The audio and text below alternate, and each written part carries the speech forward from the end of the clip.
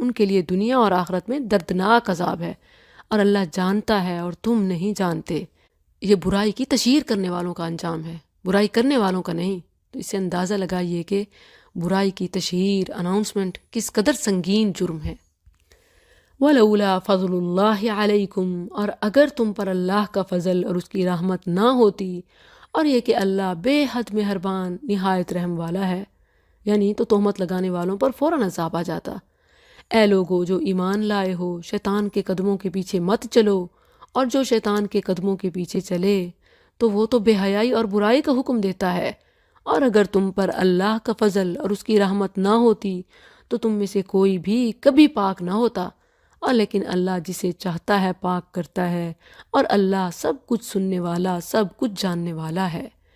وَلَا يَأْتَلِ أُولُو الْفَضْلِ مِنْكُمْ، اور تم میں سے فضیلت اور وسعت والے اس بات سے قسم نہ کھا لیں کہ قرابت والوں اور مسکینوں اور اللہ کی راہ میں ہجرت کرنے والوں کو دیں، اور لازم ہے کہ معاف کر دیں اور درگزر کریں۔ کیا تم پسند نہیں کرتے کہ اللہ تمہیں بخشے، اور اللہ بے حد بخشنے والا نہایت مہربان ہے۔ الفاظ عام ہیں، اگرچہ پس منظر میں واقعہ بھی ہے کہ جب ابوبکر رضی اللہ عنہ کی بیٹی عائشہ رضی اللہ عنہ پر بہتان لگایا گیا تو وہ لوگ جو اس معاملے میں شریک تھے اور ابوبکر رضی اللہ عنہ مالی طور پر ان کی مدد کیا کرتے تھے، تو انہوں نے قسم اٹھا لی کہ آئندہ میں ان سے کوئی واسطہ تعلق نہیں رکھوں گا۔ تو اللہ تعالیٰ نے اس طرح نصیحت کی، ان الذین یرمون المحصنات، بے شک وہ لوگ جو پاک دامن بے خبر مومن عورتوں پر تہمت لگاتے ہیں، لعنوا فی الدنیا والآخرہ ولہم عذاب عظیم، یوم تشہد علیہم، جس دن ان کی زبانیں اور ان کے ہاتھ اور ان کے پاؤں ان کے خلاف اس کی شہادت دیں گے جو وہ کیا کرتے تھے۔ یومئذ یوفیہم اللہ، اس دن اللہ انہیں ان کا صحیح بدلہ پورا پورا دے گا، اور وہ جان لیں گے اللہ ہی حق ہے جو ظاہر کرنے والا ہے۔ الخبیثات للخبیثین، گندی عورتیں گندے مردوں کے لیے ہیں، اور گندے مرد گندی عورتوں کے لیے ہیں، اور پاک عورتیں پاک مردوں کے لیے ہیں، اور پاک مرد پاک عورتوں کے لیے ہیں۔ یہ لوگ اس سے بری کیے ہوئے ہیں جو وہ کہتے ہیں، ان کے لیے بڑی بخشش اور باعزت روزی ہے۔ اس آیت میں ایک نفسیاتی حقیقت بتائی گئی ہے کہ گندے مردوں کا نبھاؤ گندی عورتوں سے ہی ہو سکتا ہے، اور پاکیزہ مردوں کا نبھاؤ پاکیزہ عورتوں سے ہی ہو سکتا ہے۔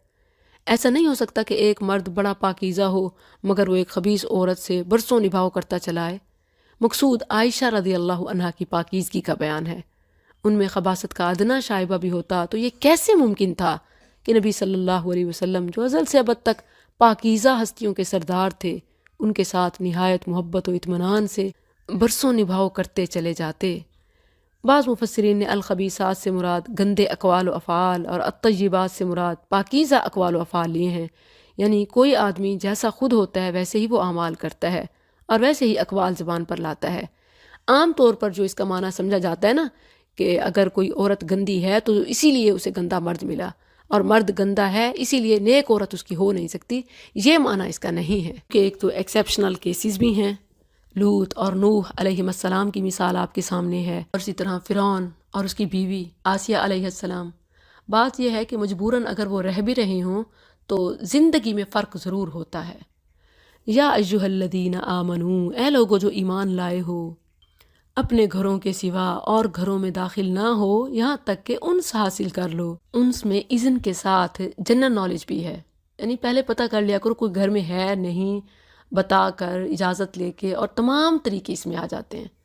وَتُسَلِّمُوا عَلَىٰ أَهْلِهَا، اور ان کے رہنے والوں کو سلام کہو، یہ تمہارے لیے بہتر ہے تاکہ تم نصیحت حاصل کرو۔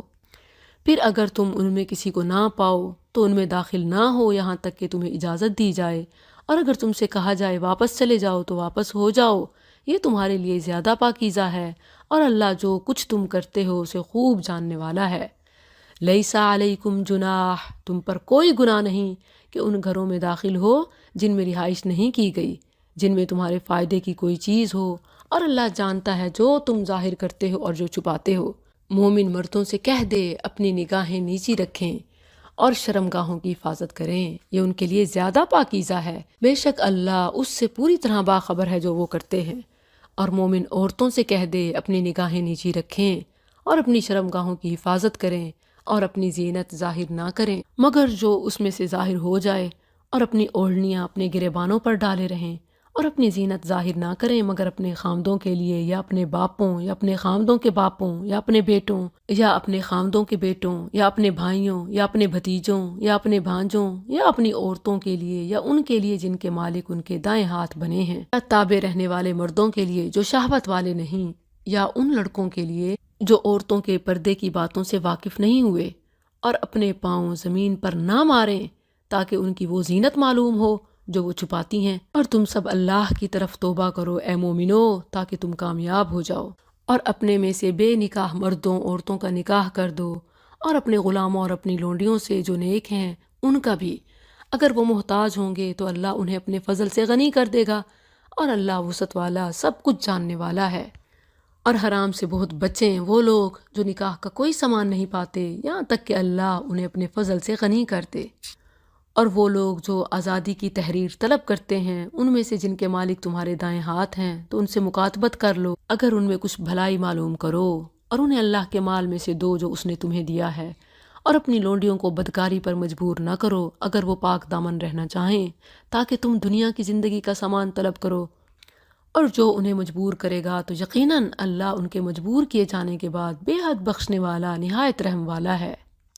اور بلا شبہ یقیناً ہم نے تمہاری طرف کھول کر بیان کرنے والی آیات اور ان لوگوں کا کچھ حال جو تم سے پہلے گزرے ہیں اور متقی لوگوں کے لیے عظیم نصیحت نازل کی ہے۔ اللہ نور السماوات والارض، اللہ ہی آسمانوں اور زمین کا نور ہے۔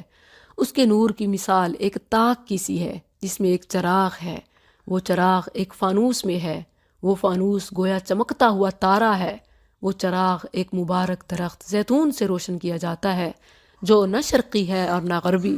اس کا تیل قریب ہے کہ روشن ہو جائے خواہ اسے آگ نے نہ چھوا ہو، نور پر نور ہے۔ اللہ اپنے نور کی طرف جس کی چاہتا ہے رہنمائی کرتا ہے، اور اللہ لوگوں کے لیے مثالیں بیان کرتا ہے، اور اللہ ہر چیز کو خوب جاننے والا ہے۔ فی بیوت، ان عظیم گھروں میں جن کے بارے میں اللہ نے حکم دیا ہے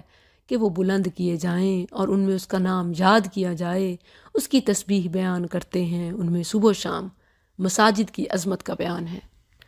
وہ بڑی شان والے مرد جنہیں اللہ کے ذکر سے اور نماز قائم کرنے سے اور زکوٰۃ دینے سے نہ کوئی تجارت غافل کرتی ہے اور نہ کوئی خرید و فروخت، وہ اس دن سے ڈرتے ہیں جس میں دل اور آنکھیں الٹ جائیں گی۔ لیجزیہم اللہ، تاکہ اللہ انہیں اس کا بہترین بدلہ دے جو انہوں نے کیا، اور انہیں اپنے فضل سے زیادہ دے، اور اللہ جسے چاہتا ہے بے حساب دیتا ہے۔ اور وہ لوگ جنہوں نے کفر کیا ان کے اعمال کسی چٹیل میدان میں ایک سراب کی طرح ہیں جسے سخت پیاسا آدمی پانی خیال کرتا ہے، یہاں تک کہ جب اس کے پاس آتا ہے تو اسے کچھ بھی نہیں پاتا، اور اللہ کو اپنے پاس پاتا ہے تو وہ اسے اس کا حساب پورا چکا دیتا ہے، اور اللہ بہت جلد حساب کرنے والا ہے۔ یا ان اندھیروں کی طرح جو نہایت گہرے سمندر میں ہوں، جسے ایک موج ڈھانپ رہی ہو، جس کے اوپر ایک اور موج ہو، جس کے اوپر ایک بادل ہو، کئی اندھیرے ہوں جن میں سے بعض بعض کے اوپر ہوں، جب اپنا ہاتھ نکالے تو قریب نہیں کہ اسے دیکھے، اور وہ شخص جس کے لیے اللہ کوئی نور نہ بنائے تو اس کے لیے کوئی بھی نور نہیں۔ الم تر ان اللہ، کیا تو نے نہیں دیکھا اللہ اس کی تسبیح کرتے ہیں جو آسمانوں اور زمین میں ہیں اور پرندے پر پھیلائے ہوئے، ہر ایک نے یقیناً اپنی نماز اور اپنی تسبیح جان لی ہے، اور اللہ اسے خوب جاننے والا ہے جو وہ کرتے ہیں۔ اور اللہ ہی کے لیے آسمانوں اور زمین کی بادشاہی ہے، اور اللہ ہی کی طرف لوٹ کر جانا ہے۔ کیا تو نے نہیں دیکھا کہ اللہ بادل کو چلاتا ہے، پھر اسے آپس میں ملاتا ہے، پھر اسے تہ بتہ کر دیتا ہے، پھر تو بارش کو دیکھتا ہے کہ اس کے درمیان سے نکل رہی ہے، اور وہ آسمان سے ان پہاڑوں میں سے جو اس میں ہیں کچھ اولے اتارتا ہے، پھر اسے جس کے پاس چاہتا ہے پہنچا دیتا ہے، اور انہیں جس سے چاہتا ہے پھیر دیتا ہے۔ قریب ہے کہ اس کی بجلی کی چمک نگاہوں کو لے جائے۔ اللہ رات اور دن کو عدل بدل کرتا ہے، بے شک اس میں آنکھوں والوں کے لیے یقیناً بڑی عبرت ہے۔ اور اللہ نے ہر چلنے والا جاندار ایک قسم کے پانی سے پیدا کیا، پھر ان میں سے کوئی وہ ہے جو اپنے پیٹ پر چلتا ہے، اور ان میں سے کوئی وہ ہے جو 2 پاؤں پر چلتا ہے، اور ان میں سے کوئی وہ ہے جو 4 پر چلتا ہے۔ اللہ پیدا کرتا ہے جو چاہتا ہے، یقیناً اللہ ہر چیز پر خوب قادر ہے۔ بلا شبہ یقیناً ہم نے کھول کر بیان کرنے والی آیات نازل کر دی ہیں، اور اللہ جسے چاہتا ہے سیدھے راستے کی طرف ہدایت دیتا ہے۔ اور وہ کہتے ہیں ہم اللہ پر اور رسول پر ایمان لائے اور ہم نے حکم مان لیا، پھر ان میں سے ایک گروہ جس کے بعد پھر جاتا ہے، اور یہ لوگ ہرگز مومن نہیں ہیں۔ اور جب وہ اللہ اور اس کے رسول کی طرف بلائے جاتے ہیں تاکہ وہ ان کے درمیان فیصلہ کرے تو اچانک ان میں سے کچھ لوگ منہ موڑنے والے ہوتے ہیں، اور اگر ان کے لیے حق ہو تو مطیع ہو کر اس کی طرف چلے آتے ہیں، یعنی بات مرضی کے مطابق ہو تو مان لیا، وگرنہ شریعت کون میں کون۔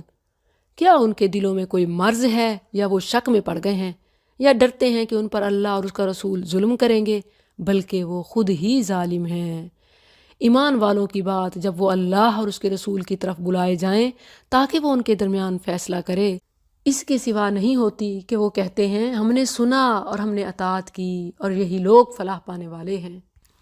اور جو شخص اللہ اور اس کے رسول کی اطاعت کرے اور اللہ سے ڈرے اور اس سے بچے تو یہی لوگ مراد پانے والے ہیں۔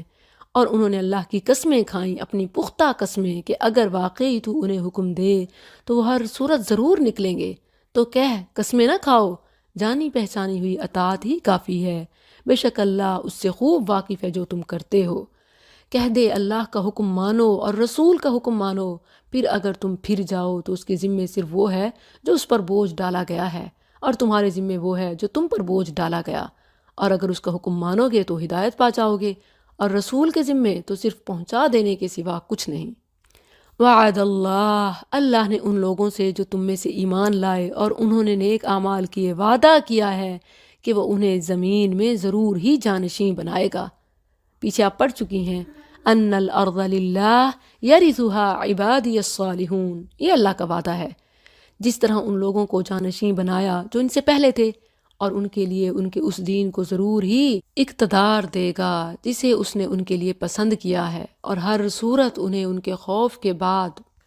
بدل کر امن دے گا۔ وہ میری عبادت کریں گے، میرے ساتھ کسی چیز کو شریک نہ ٹھہرائیں گے، اور جس نے اس کے بعد کفر کیا تو یہی لوگ نافرمان ہیں۔ اور نماز قائم کرو اور زکوٰۃ ادا کرو اور رسول کا حکم مانو تاکہ تم رحم کیے جاؤ۔ تو ان لوگوں کو جنہوں نے کفر کیا ہرگز گمان نہ کر کہ وہ زمین میں عاجز کرنے والے ہیں، اور ان کا ٹھکانہ آگ ہے، اور بلا شبہ وہ بری لوٹ کر جانے کی جگہ ہے۔ یا ایھا الذین آمنوا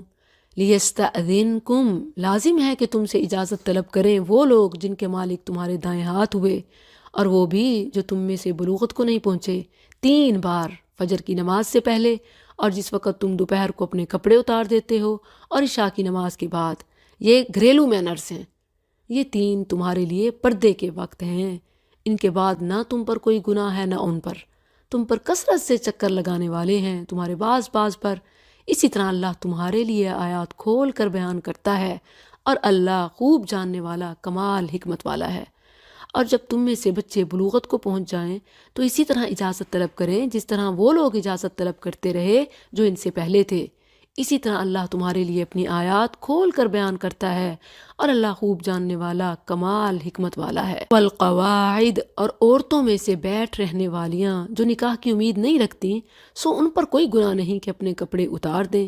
یعنی جب پیریڈز وغیرہ سے ختم ہو جائیں اور کوئی نکاح کی امید باقی نہیں رہی تو اپنے پردے کی چادریں، برقع وغیرہ کچھ کم کر دیں تو کوئی گناہ نہیں، جب کہ وہ کسی قسم کی زینت ظاہر کرنے والی نہ ہوں، اور یہ بات کہ اس سے بھی بچیں ان کے لیے زیادہ اچھی ہے، اور اللہ سب کچھ سننے والا، سب کچھ جاننے والا ہے۔ لیس علی الاعمی، نہ اندھے پر کوئی حرج ہے اور نہ لنگڑے پر کوئی حرج ہے اور نہ بیمار پر کوئی حرج ہے، اور نہ خود تم پر کہ تم اپنے گھروں سے کھاؤ، یا اپنے باپوں کے گھروں سے، یا اپنی ماؤں کے گھروں سے، یا اپنے بھائیوں کے گھروں سے، یا اپنی بہنوں کے گھروں سے، یا اپنے چچاؤں کے گھروں سے، یا اپنی پھوپھیوں کے گھروں سے، یا اپنے ماموں کے گھروں سے، یا اپنی خالاؤں کے گھروں سے، یا اس گھر سے جس کی چابی